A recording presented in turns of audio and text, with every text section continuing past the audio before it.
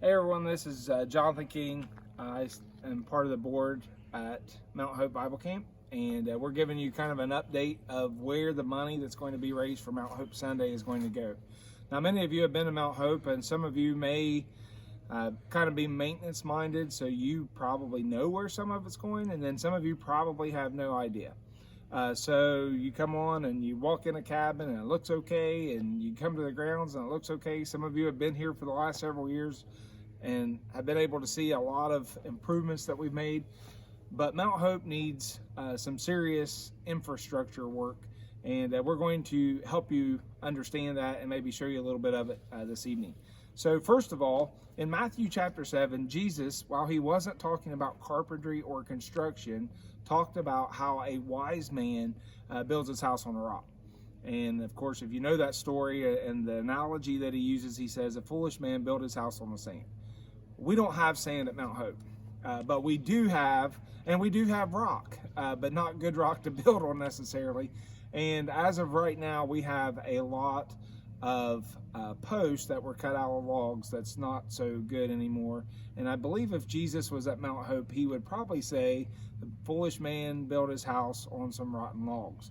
So what we're going to show you tonight is what our project is this year. And we actually have experienced this already with the cabin that I'm sitting on. This is Isle Patmos. Isle Patmos actually was moved a few years ago, over 100 yards, and we were able to dig piers and set it on a firm foundation. And that's what we want to do to the other cabins. What this project's going to involve is jacking up the entire cabin, which means all the steps, any structure that's attached to that, decks, if they have that, is going to have to be removed. We're jacking the cabin up, going under the cabin, digging piers, pouring those piers with concrete, and then setting them on 6x6s and new stringers, and then gently setting the cabin, hopefully, back down on those stringers and piers, and then rebuilding the steps and decks that is needed, and rebuilding them to code so that they're safe. And the general idea here is to preserve what we already have. As Brett mentioned earlier in some of the other videos, we are called to be good stewards of what God's given us, and he has blessed us with an awesome place and an awesome facility. But part of that means that we're going to have to maintain it, and that is what we're raising this money. This drive for Mount Hope Sunday is to raise the money to jack up the cabins that needs to be jacked up and put them on solid foundations, and then rebuild the structures around them so that they can have safe entrance and exit.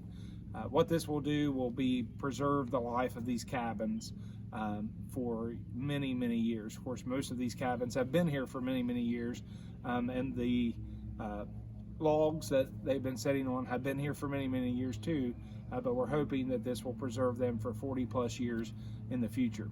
The other thing is, with us jacking the cabins up and things, there's going to be some incidentals with the roof and roofs and different things, and so this also includes repainting the roofs of each of the cabins as well.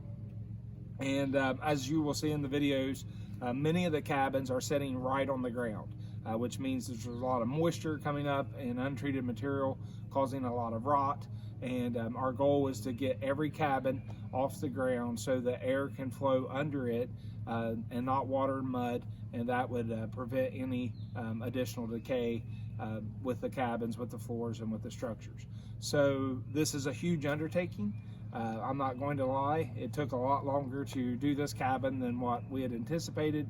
Most of that was because of rain, but we are looking forward to being able to get this done, just so Mount Hope will be safe, the cabins will be secure, and they will last for many, many years, hopefully through most of our lifetimes.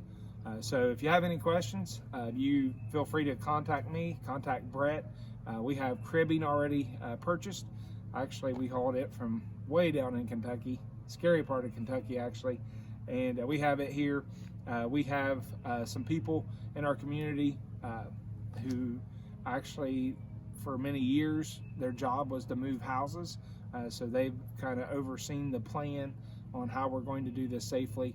And we look forward to making this a better place and preserving what we already have for years to come. Thank you.